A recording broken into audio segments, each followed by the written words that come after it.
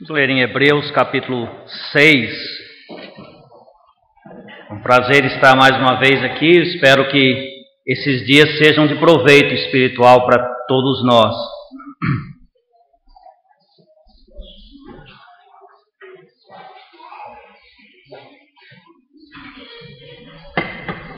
Um versículo em Hebreus capítulo 6, versículo 17.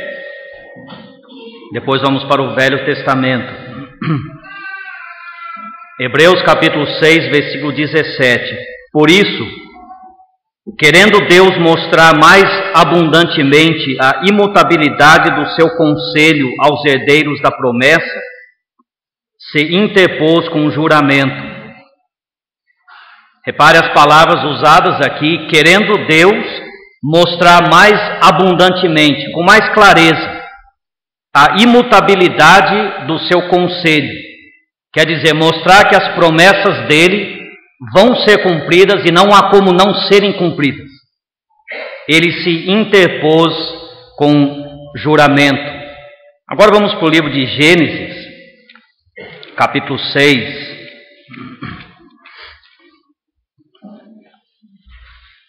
Gênesis capítulo 6. Deus falando com Noé. Nós vamos ler aqui só o versículo 18. Gênesis 6 e 18, Deus diz para Noé: contigo estabelecerei a minha aliança. Só essas palavras, contigo estabelecerei a minha aliança. Agora capítulo 8, versículo 20. E edificou Noé um altar ao Senhor, e tomou de todo o animal limpo e de toda a ave limpa, e ofereceu holocausto sobre o altar. E o Senhor sentiu o suave cheiro. E o Senhor disse em seu coração: não tornarei mais a amaldiçoar a terra por causa do homem, porque a imaginação do coração do homem é má desde a sua meninice. Nem tornarei mais a ferir todo o vivente como fiz. Enquanto a terra durar, sementeira e cega, e frio e calor, e verão e inverno, e dia e noite não cessarão. Capítulo 9, versículo 8. E falou Deus a Noé e a seus filhos com ele, dizendo: e eu, eis que estabeleço a minha aliança convosco. Só abrir um parêntese aqui. Talvez essa leitura pareça um pouco forçada. E eu, vírgula, eis que estabeleço. Mas a versão corrigida e a versão trinitariana que eu uso traduzem dessa forma, porque no original a expressão é enfática deste jeito. Eu não conheço a língua original, mas irmãos que eu conheço e que estudaram profundamente isso, afirmam que só 3 vezes na Bíblia Deus se expressa dessa forma, repetindo o pronome eu mesmo estou fazendo isso. Então a leitura, mesmo que seja um pouco deselegante em português, é bom para enfatizar o que Deus está dizendo. Então, continuando a leitura, versículo 9. E eu, eis que eu estabeleço a minha aliança convosco e com a vossa descendência depois de vós, e com toda a alma vivente que convosco está, de aves, de gado e de todo o animal da terra convosco, com todos que saíram da arca, até todo o animal da terra. E eu convosco estabeleço a minha aliança, que não será mais destruída toda a carne pelas águas do dilúvio, e que não haverá mais dilúvio para destruir a terra. E disse Deus: este é o sinal da aliança que ponho entre mim e vós, e entre toda a alma vivente que está convosco, por gerações eternas. O meu arco tenho posto nas nuvens. Esse será por sinal da aliança entre mim e a terra. E acontecerá que quando eu trouxer nuvens sobre a terra, aparecerá o arco nas nuvens. Então me lembrarei da minha aliança, que está entre mim e vós, e entre toda a alma vivente de toda a carne. E as águas não se tornarão mais em dilúvio para destruir toda a carne. E estará o arco nas nuvens, e eu o verei, para me lembrar da aliança eterna entre Deus e toda a alma vivente de toda a carne que está sobre a terra. E disse Deus a Noé: este é o sinal da aliança que tenho estabelecido entre mim e entre toda a carne que está sobre a terra. Só isso que nós vamos ler, confiando em Deus para nos ajudar a entender a sua palavra. Faz mais de 21 anos que no dia 17 de janeiro de 1992, uma sexta-feira chuvosa, eu e a Ellen Cássia fizemos uma aliança. Não é isso que eu estou usando no dedo. Essa aliança é só um sinal daquela aliança que nós fizemos. E perante muitas testemunhas e assinando documentos que têm valor perante o governo brasileiro, de uma forma bem formal, nós estabelecemos essa aliança. E isso acontece todos os dias e em todos os lugares do mundo. E não é uma invenção nova. Desde os tempos da Bíblia, nós vemos pessoas fazendo alianças. Mas o impressionante é pensar que Deus fizesse aliança conosco, com a raça humana. E nós encontramos 5 dessas alianças na Bíblia. Como nós vamos ter 5 estudos aqui durante esses dias, a minha intenção, se Deus me ajudar, é que nós consideremos uma dessas alianças em cada estudo, tentando entender um pouco mais da grandeza dos propósitos de Deus para conosco. Antes de pensar sobre a primeira aliança, que é a aliança com Noé, a título de introdução eu queria pensar em 4 coisas. Primeiro, eu queria definir os termos que nós vamos estar usando. Em segundo lugar, eu queria pensar um pouco sobre alguns desvios que os homens tomaram nesse assunto e que nós não queremos tomar durante esse estudo. Em terceiro lugar, eu queria fazer uma breve defesa desse assunto. Por que gastar tempo estudando as alianças?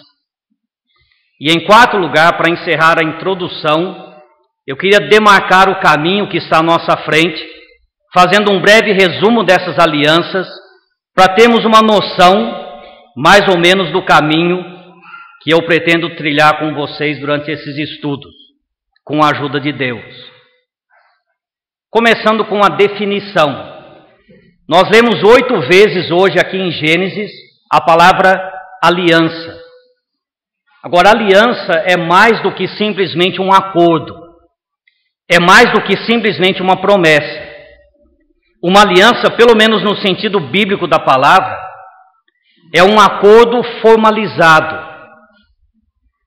Quando 2 pessoas têm um propósito em comum, e elas levam esse propósito tão a sério, que elas estão dispostas a ir num cartório e registrar esse acordo. Deus faz muitas promessas na sua palavra, mas em 5 ocasiões na história da humanidade, Ele se revelou aos homens, como diz lá em Hebreus capítulo 6, com juramento. E Deus se submeteu às formalidades de uma aliança. Não é só Deus prometendo para alguém alguma coisa. É Deus entrando numa aliança, fazendo um compromisso formal e, entre aspas, oficial. É claro que nos dias do Velho Testamento, ninguém fazia uma aliança indo num cartório. Hoje em dia, é essa forma comum de nós oficializarmos um acordo. Um contrato é feito, um documento é assinado perante as autoridades, os representantes da autoridade do Brasil, e assim um acordo é oficializado. Nos dias da Bíblia não havia esse tipo de procedimento. Mas a Bíblia fala de pelo menos 3 formas que as pessoas usavam para tornar formal para tornar oficial um acordo que eles tinham. Nós vemos em Rute, capítulo 4, daquilo que podemos chamar a aliança do sapato. Lemos que era costume em Israel naqueles dias, para todo tipo de transação imobiliária, quando alguém ia vender um pedaço de terra, era costume que um sapato trocasse de mãos. O vendedor dava ao comprador o seu sapato. E aquilo era um sinal externo, simbólico, uma coisa talvez de pouco valor, mas um sinal de que o negócio havia sido feito. E dali a 20, 30 anos, se um descendente do vendedor quisesse dizer que o acordo nunca havia sido feito e o pai dele nunca tinha vendido a terra, o comprador diz: não, eu tenho aqui o sinal, eu tenho aqui o sapato do seu pai, é a prova que a terra é minha. Parece simples para nós em comparação com um contrato assinado e registrado em cartório, mas era o costume naqueles dias. Alguma coisa de pouco valor trocava de mãos, nem sempre um sapato. Em Gênesis 38 foi um cajado, quando Davi e Jonatas fizeram aliança foi uma capa e uma espada, mas era uma coisa comum naqueles dias. Alguém dava alguma coisa de pouco valor para mostrar, para ser um sinal da aliança que havia sido feita. Outra forma de oficializar um acordo é aquilo que a Bíblia chama aliança de sal. É mencionada 2 vezes na Bíblia, a primeira em Números capítulo 18, versículo 19, e ela é sempre descrita pela palavra eterna ou perpétua, uma aliança perpétua de sal. E parece que o costume era misturar sal.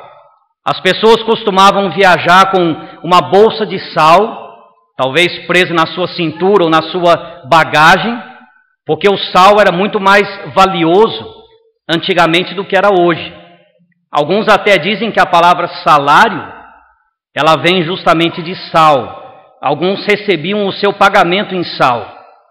Mas independentemente disso, que é uma coisa que eu não posso provar, parece que o costume em tempos do Velho Testamento é que se 2 pessoas entravam num acordo e queriam formalizar aquele acordo, então umas pitadas de sal de um eram colocadas na bolsa de sal do outro, e vice-versa. E o simbolismo por trás desse ato era simples. Se fosse possível separar os grãozinhos do meu sal, que eu pus na tua bolsa de sal, então nós podemos romper esse acordo. Mas como é quase impossível fazer isso, então o nosso acordo é um acordo seguro, é um acordo que vai ser cumprido. E é interessante pensar na mentalidade que levou as pessoas a agir dessa forma. E uma terceira forma usada nos tempos da Bíblia para formalizar um acordo é a aliança do sangue, ou do sacrifício. Lemos isso pela primeira vez em Gênesis capítulo 15. Um animal era morto, às vezes mais de um, mas pelo menos um. Um animal era morto. O corpo dele era cortado ao meio. E as pessoas que entravam em aliança passavam pelo meio daquelas 2 partes do animal morto. É alguma coisa muito mais solene. E a intenção era justamente essa. Essa nossa aliança tem preço de sangue. Essa nossa aliança não foi feita impensadamente. Um animal morreu para mostrar a seriedade, a solenidade daquilo que nós estamos fazendo. E todas essas formas de aliança, aliança do sapato enfatizando um sinal, aliança do sal enfatizando a segurança do que estava sendo contratado, ou aliança do sangue enfatizando a solenidade daquele acordo, tudo isso são figuras do que Deus faz conosco. Eram formas das pessoas agir. Como eu já disse, a Bíblia fala de muitas alianças feitas antigamente. Mas a nossa intenção nesses estudos não é estudar as alianças que os homens fizeram e que estão registradas na Bíblia. Por mais interessante que isso possa ser, nós vemos uma aliança de Abraão com Abimeleque, uma aliança de Isaac com Abimeleque, provavelmente outro homem com o nome Abimeleque. Lemos a aliança de Jacó com Labão, da aliança de Jonatas com Davi e diversos reis também. Mas eu queria, com a ajuda de Deus, que nós estudássemos as alianças que Deus fez conosco. Ocasiões em que Deus se submeteu a um ritual, a uma cerimônia, para enfatizar, mostrar mais abundantemente a imutabilidade dos seus propósitos, dos seus conceitos. Nós vamos estar estudando não só alianças, mas as alianças de Deus registradas na Bíblia. E é bom enfatizar que as alianças de Deus registradas na Bíblia são diferentes daquilo que os teólogos chamam teologia das alianças. É por isso que eu falei que precisaríamos pensar um pouco sobre os desvios que os homens têm seguido. Porque se você gosta de ler sobre teologia, talvez você já viu alguma coisa relacionada a isso. Teologia das alianças ou teologia dos conceitos. Alguns chamam de teologia dos pactos, alguns até chamam de aliancismo. E todas essas formas diferentes de se expressar querem dizer a mesma coisa. É uma estrutura, uma forma sistemática de interpretar as Escrituras baseado em algumas alianças. E não só alianças da Bíblia, mas a teologia das alianças, que é uma teologia das igrejas reformadas, as igrejas mais tradicionais do meio protestante. Essa teologia das alianças, além de pensar nas 5 alianças que a Bíblia menciona que Deus fez, também considera uma aliança eterna, que supostamente foi feita entre o Pai, o Filho e o Espírito Santo, e falam também de uma aliança feita com Adão, baseado em Oséias capítulo 6 e versículo 7. Alguns, ao invés de 7 alianças, apresentam só 3 alianças. Mas o objetivo do nosso estudo, nesses dias, não vai ser a teologia das alianças. E eu quero enfatizar isso para que ninguém possa confundir as coisas. Não é uma diferença só de nome. É uma diferença que vai influenciar como você entende a Bíblia. Eu não sei, eu não conheço todos aqui, mas eu sei pelo menos que a maioria aqui presente crê no dispensacionalismo. Quer dizer, nós entendemos que a Bíblia apresenta 7 épocas diferentes na história da humanidade, 5 passadas, uma presente e uma futura. E em cada uma dessas épocas, Deus está tratando conosco de uma forma diferente. Começou com Adão e Eva lá no Jardim do Éden, num período de inocência.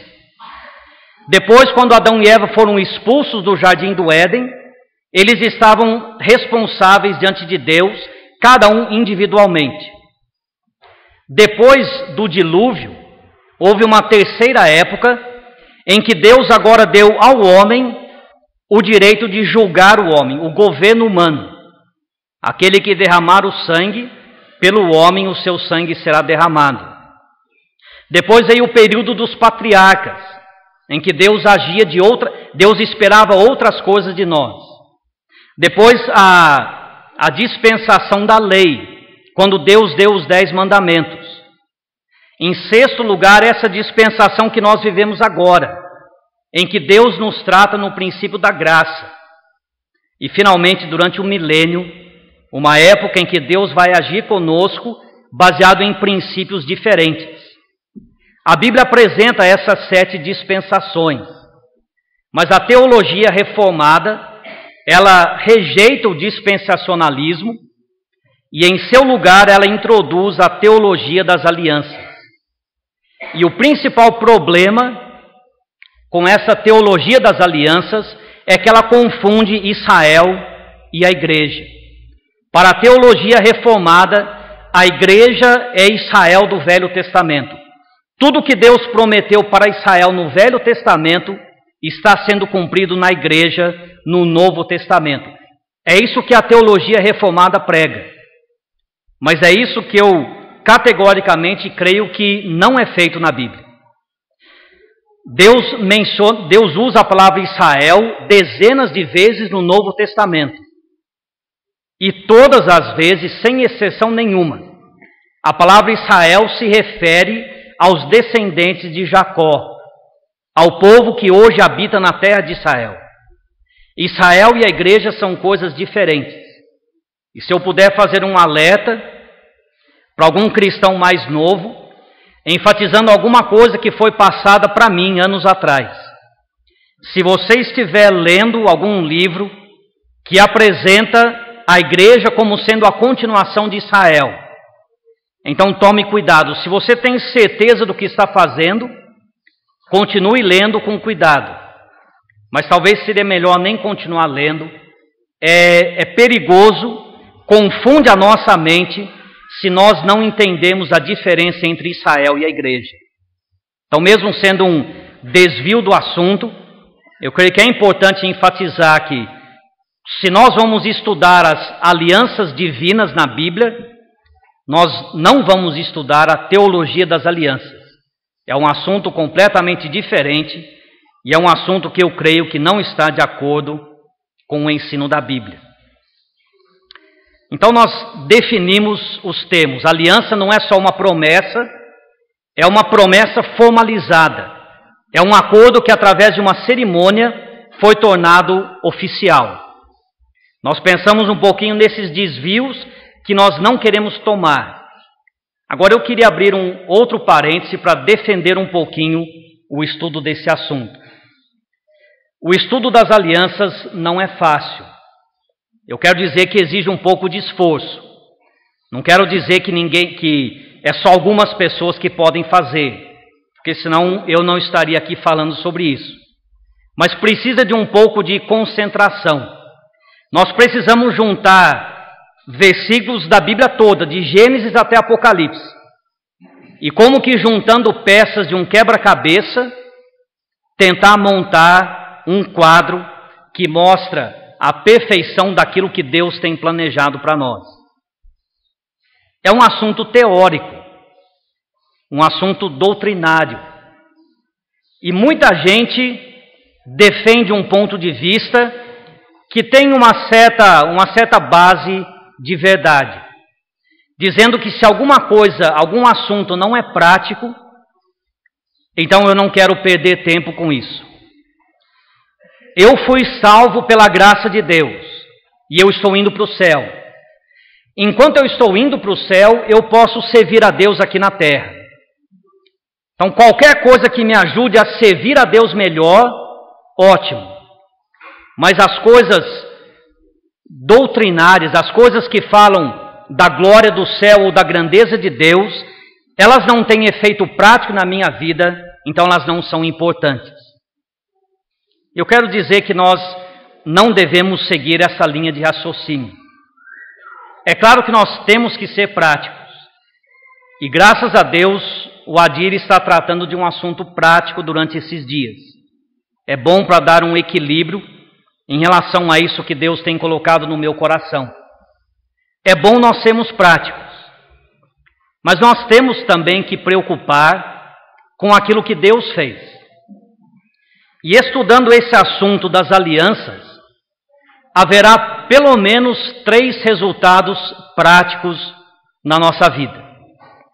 O estudo das alianças divinas certamente vai aumentar a nossa apreciação da grandeza dos propósitos de Deus.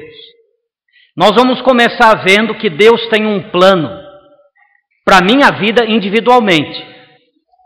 Mas Ele tem um plano também para a humanidade e para esse planeta no qual eu vivo. O plano de Deus é maior do que só a minha vida. Num sentido, é precioso pensar que o Filho de Deus me amou e se entregou a si mesmo por mim, em Gálatas 2:20. Mas eu não posso pensar que eu sou o centro do universo, ou que eu sou o centro dos propósitos de Deus. Deus está fazendo muito mais do que salvar a minha alma. E é bom para o cristão ter interesse em descobrir o que é que Deus está fazendo. Os projetos de Deus vão muito além de só transformar a minha vida. Eu não digo só como se fosse pouca coisa, porque transformar a minha vida é um milagre. Mas os projetos de Deus vão muito além disso.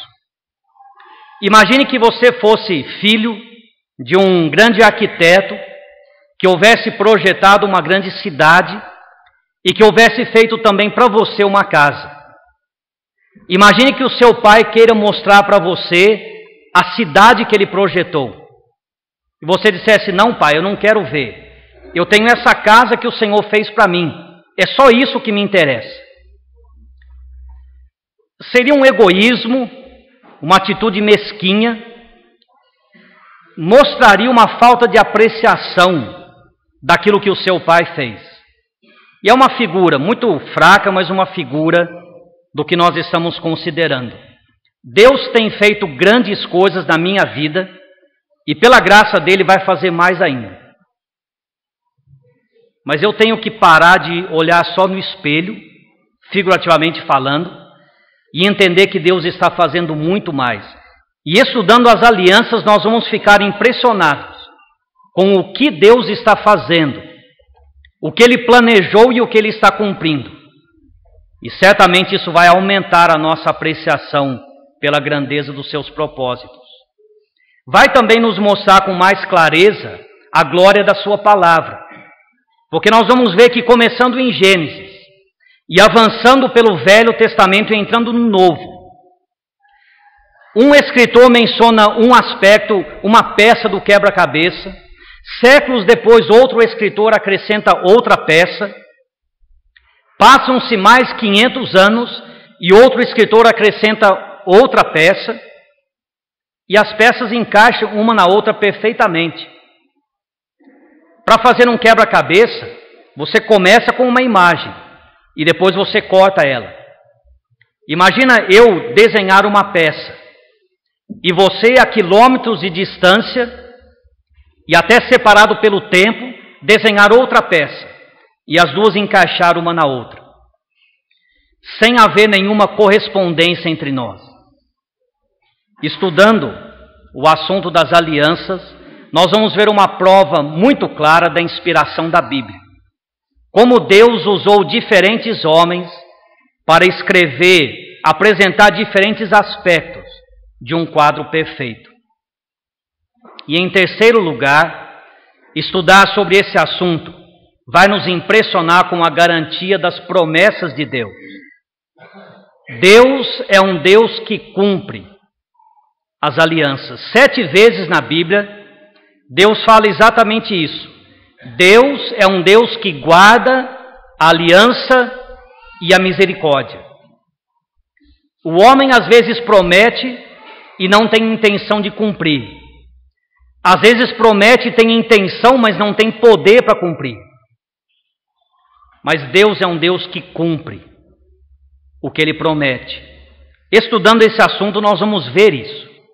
Nós vamos ver o interesse que Deus tem na humanidade, os planos que Ele fez, a forma perfeita como Ele revelou isso, e a forma segura e fiel como Ele está cumprindo tudo isso, conforme os anos vão passando. O estudo das alianças deve levar o nosso coração a se elevar a Deus em adoração, por causa da grandeza dos seus propósitos. Deve levar a nossa cabeça a se curvar diante dele, maravilhados com a perfeição de um livro que não cabe dentro do nosso cérebro. E deve aumentar a nossa coragem, multiplicar a nossa coragem. Os dias são difíceis, provavelmente vão ficar mais difíceis. Mas Deus é um Deus que guarda a aliança e a misericórdia. Ele tem provado isso nas suas alianças.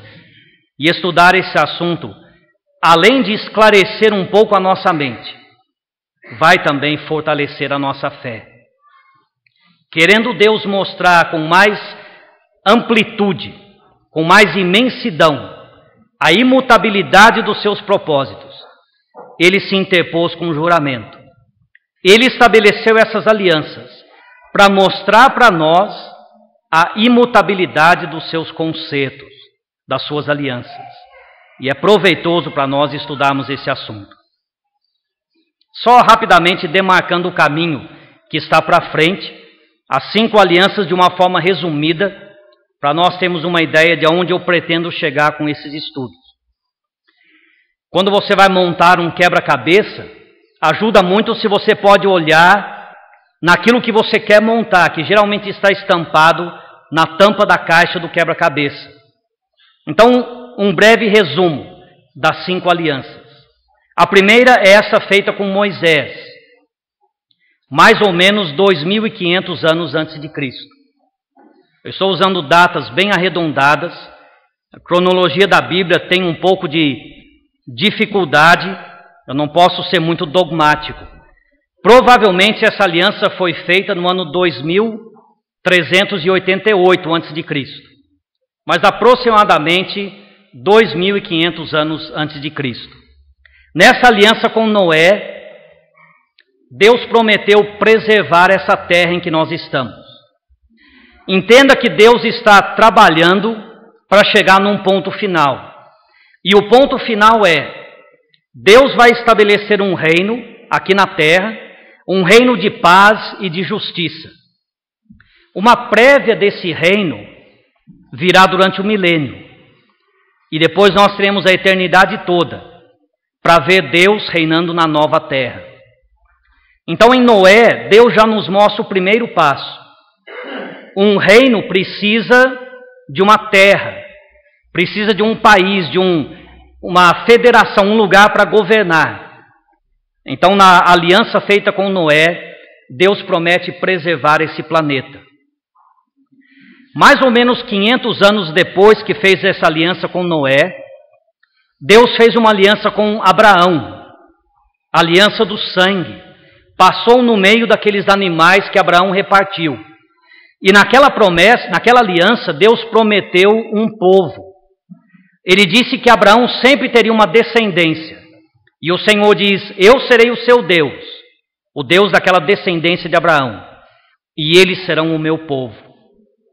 Passaram-se mais 500 anos, aproximadamente, e através de Moisés, Deus fez a terceira aliança lá no Monte Sinai, dando os 10 mandamentos. E ali Deus apresentou os seus preceitos, como se fosse a constituição do seu futuro reino. A Magna Carta, o padrão que vai controlar aquele reino futuro.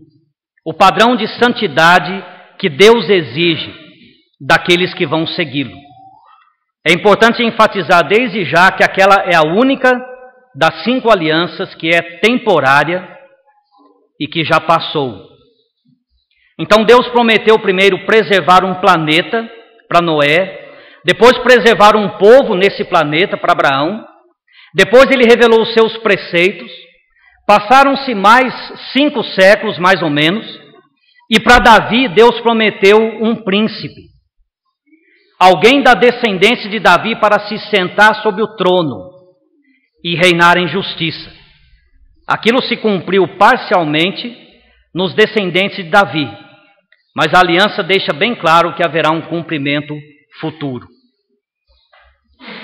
Nessas primeiras 4 alianças, o básico está prometido: um planeta, um povo, preceitos e um príncipe.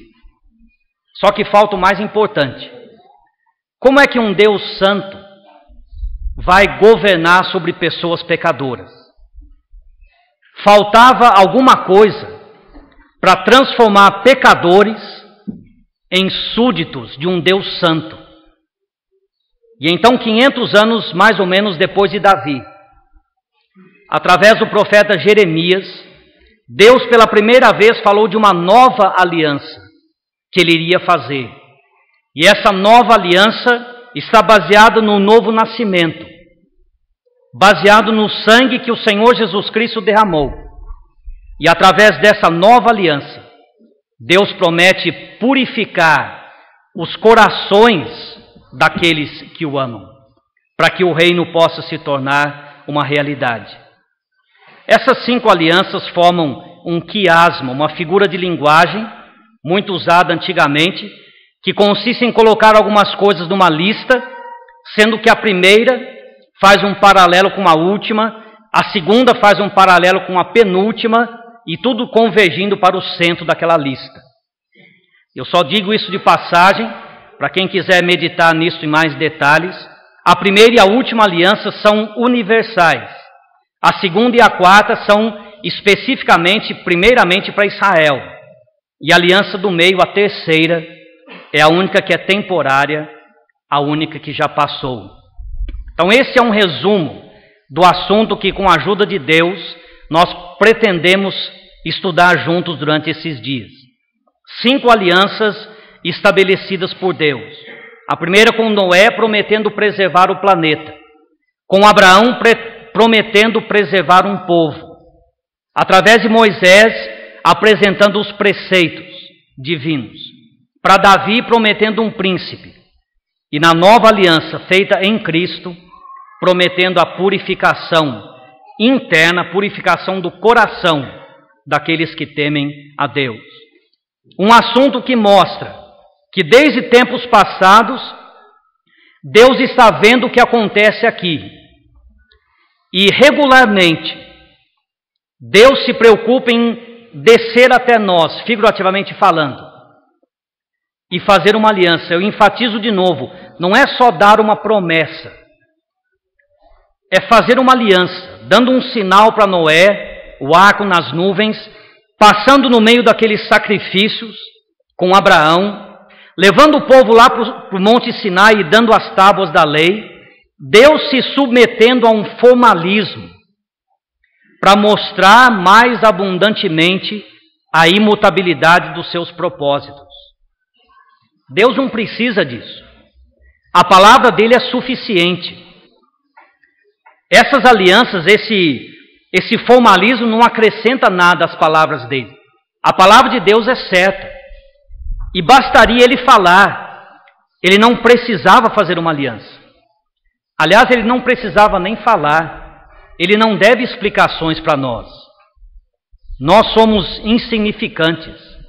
Eu sei que você que é salvo, nós somos preciosos para Deus. Mas quando nós olhamos para a grandeza do que Deus faz, um irmão disse uma vez, nós somos como girinos nos propósitos dele. Um ponto no meio de um grão de areia no meio de uma praia. Deus não precisava explicar nada para nós, Deus não precisava prometer nada, mas é impressionante, é quase inacreditável para mim que Deus pudesse se submeter a esse cerimonialismo e estabelecer alianças conosco. Se Ele fez isso, o mínimo que nós podemos tentar fazer é entender um pouco mais daquilo que Ele quis revelar para nós. Faltam 10 minutos, é mais do que eu preciso para só resumir essa aliança com Noé. Eu só vou mencionar algumas coisas. É bom deixar o relógio aqui para não passar do tempo. Só mencionar algumas coisas para quem quiser estudar em mais detalhes depois. 8 vezes nesse contexto, uma vez em Gênesis capítulo 6 e 7 vezes no capítulo 9, nós encontramos a palavra aliança. Essas 8 ocorrências também formam um quiasma. E elas falam de 4 verdades. Se você marcar depois na sua Bíblia todas as ocorrências da palavra aliança, uma lá no capítulo 6 e 7 no capítulo 9, você vai comparar a primeira e a última e vai ver que são as únicas 2 vezes que Deus fala só com Noé. Nas outras vezes ele fala com Noé e os seus descendentes. Mas na primeira e na última vez, ele fala diretamente com Noé, individualmente. E ele se apresenta como o autor da aliança. Eu estabelecerei a minha aliança convosco. Capítulo 6. Capítulo 9, versículo 17. Este é o sinal da aliança que eu tenho estabelecido convosco. O autor da aliança é Deus. A iniciativa foi dele, o plano foi dele. Ele não sentou com Moisés numa mesa, dizendo, Noé, vamos ver que acordo nós podemos chegar. A aliança é de Deus com Noé. Ele é o autor, ele inventou, ele redigiu, Deus é o seu autor. A segunda e a penúltima vez que ele usa a palavra, ele apresenta o alvo ou a abrangência dessa aliança. E se você ler o trecho, você vai perceber que ele faz aliança com Noé e os seus filhos, com a sua descendência, que inclui nós que estamos aqui hoje, todos nós descendentes de Noé, com todo o ser vivo sobre a face da terra, com os animais. Eu sei que parece estranho isso, mas com todo o ser vivo sobre a terra, não só com os seres humanos. A aliança feita com Noé é a mais abrangente que existe na Bíblia. Deus resume isso no versículo 13 do capítulo 9, quando ele diz: aliança entre mim e a terra. É uma aliança com o nosso planeta. Não que Deus está preocupado com essa matéria física, mas com tudo que existe aqui na terra. Deus fez uma aliança com o planeta, com todo o ser vivo sobre a terra. Na terceira e na quinta vez que encontramos a palavra aliança, na terceira e na sexta, Deus fala do assunto dessa aliança. São as únicas duas vezes nesse capítulo 9 que aparece a palavra destruir. A primeira vez Deus diz que fez uma aliança para não destruir a terra. Na segunda vez que aparece a palavra, ele diz que fez uma aliança para não destruir a carne sobre a terra, a vida sobre a terra. Então esse é o assunto da aliança. A aliança é com o planeta todo. A aliança é que a terra, onde nós habitamos, e a vida sobre a terra serão preservadas. E finalmente, nas duas ocorrências centrais da palavra aliança, Deus apresenta a autenticação dessa aliança. O sinal, como quando um oficial carimba um selo de autenticação sobre um documento. E o sinal, a autenticação dessa aliança é o arco celeste, o arco que aparece no céu no dia da chuva. Um sinal que até hoje está lá para nos lembrar da aliança que Deus fez entre si e entre a terra. Os alarmistas desse presente século, eles estão errados. Eu sei que a terra vai ser destruída. 2 Pedro fala isso. Os céus e a terra estão reservados para o juízo, para a destruição pelo fogo.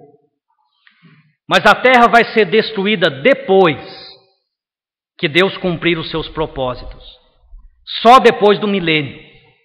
Aquele quadro alarmista apresentado por alguns de uma terra deserta, desolada, desabitada, isso não vai acontecer.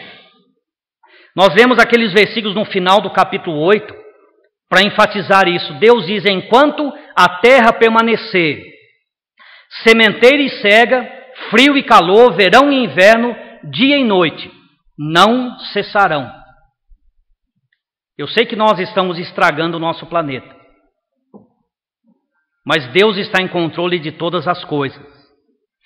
E Ele vai preservar esta terra, habitável e habitada, até Ele cumprir os seus propósitos. Depois do milênio, num instante a terra será destruída. Pela descrição de Pedro, dá até a impressão que será uma explosão atômica, mas isso é só uma ideia. Mas depois do milênio a terra será destruída, e Deus irá criar um novo céu e uma nova terra. Mas nessa primeira aliança, Ele já faz essa promessa das mais abrangentes. O planeta vai ser preservado. O homem não vai conseguir destruir a terra. E Deus diz no capítulo 8, eu não tornarei a amaldiçoar a terra por causa do homem. Para encerrar, eu só quero enfatizar que essa aliança é incondicional. Eu já disse que Deus é o autor dela. Deus não pediu a opinião de Noé. Foi Deus que estabeleceu. E é impossível que essa aliança seja quebrada. A razão que Deus dá para não destruir a terra é impressionante. Deus diz, nós vemos hoje no capítulo 8, eu não tornarei a destruir a terra com o dilúvio. Por quê? Porque a imaginação do coração do homem é má desde a sua meninice. Você lê essas palavras e você diz, espera aí, eu já vi isso antes. E você vira uma página para trás, Gênesis capítulo 6, antes do dilúvio. Deus diz, eu vou destruir a terra. Por quê? Porque a imaginação do coração do homem é má continuamente. Praticamente a mesma coisa. Coração mau continuamente. Coração mau desde a meninice. O homem não mudou nada depois do dilúvio. A aliança que Deus fez com Noé, não é porque ele viu que Noé era melhor do que a geração passada.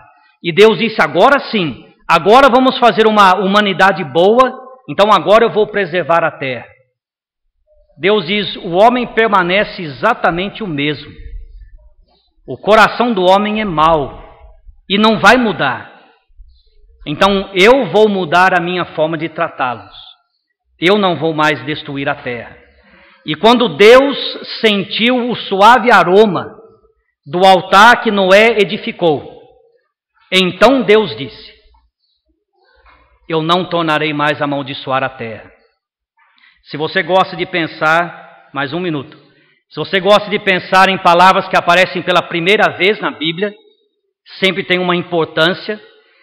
Nesses 2 versículos tem 5 palavras que aparecem pela primeira vez. A palavra altar, a palavra holocausto e aquelas 3 palavras juntas. Sentiu o suave cheiro, ou aspirou o suave cheiro, como diz a versão atualizada.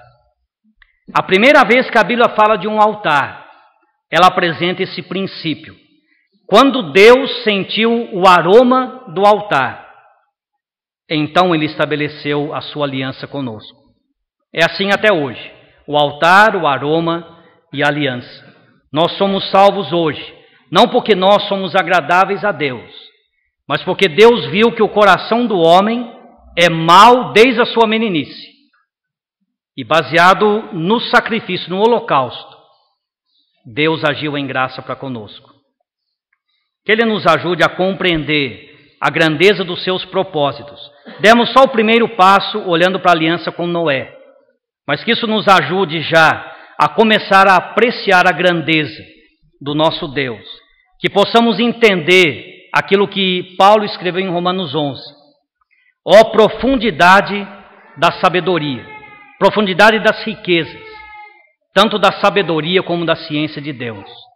Quão inescrutáveis são os seus juízos, quão inescrutáveis os seus caminhos. A citação saiu um pouco errada, mas o versículo apresenta a grandeza de Deus e que isso possa também encher os nossos corações hoje e nos levar a adorar esse grande Deus que fez grandes planos e incluiu pessoas pequenas como nós nesses grandes planos dele. Amém.